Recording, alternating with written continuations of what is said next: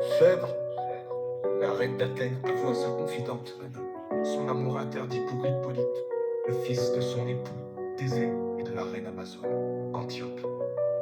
Phèdre se débat avec ses sentiments, se sentant à la fois attiré par Hippolyte et torturé par la culpabilité de son désir. Le nom tente de dissuader Phèdre de révéler son amour, craignant les conséquences d'une telle révélation sur leur réputation et sur la stabilité de la famille royale. Cependant, Phèdre est déchiré entre son amour brûlant et son sens du devoir. Une tension apparaît alors que Phèdre reste tourmenté par ses émotions, incapable de résoudre le conflit intérieur qui la consume. Les tensions amoureuses s'intensifient alors que Phèdre lutte avec ses désirs interdits pour Hippolyte.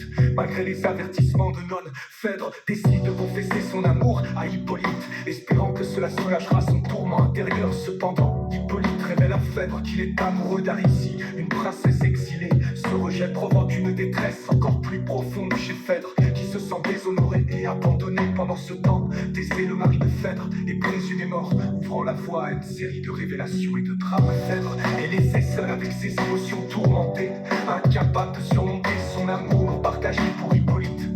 Phèdre décide finalement de révéler son amour à Hippolyte, espérant gagner sa pitié. Cependant, Hippolyte, surpris et déconcerté, nie les avances de Phèdre, affirmant son amour pour Aricie. Cette confrontation conduit à une explosion de colère et de désespoir chez Phèdre, qui se sent abandonné et trahi. Parallèlement, Thésée revient à peine, déclenchant une série de révélations et de confrontations.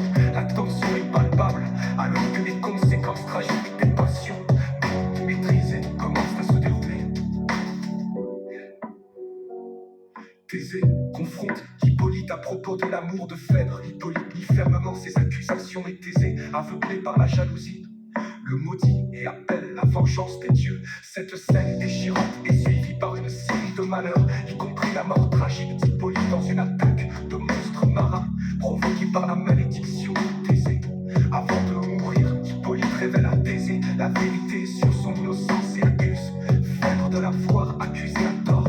Phèdre, submergé par la culpabilité et le désespoir, avoue son crime et se suicide. Thésée est laissé seul, accablé par les conséquences de ses actions et le poids insupportable de la tragédie.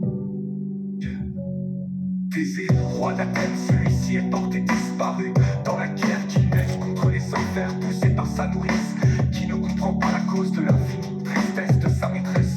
Phèdre lui avoue son amour coupable pour Hippolyte, son beau-fils, fils de Thésée.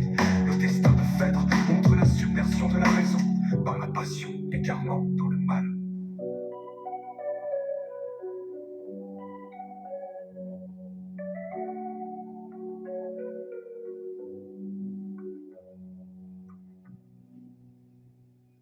Thésée, roi d'Athènes, celui-ci est porté disparu dans la guerre qu'il mène contre les enfers, poussé par sa nourrice, qui ne comprend pas la cause de l'infinie tristesse de sa maîtresse.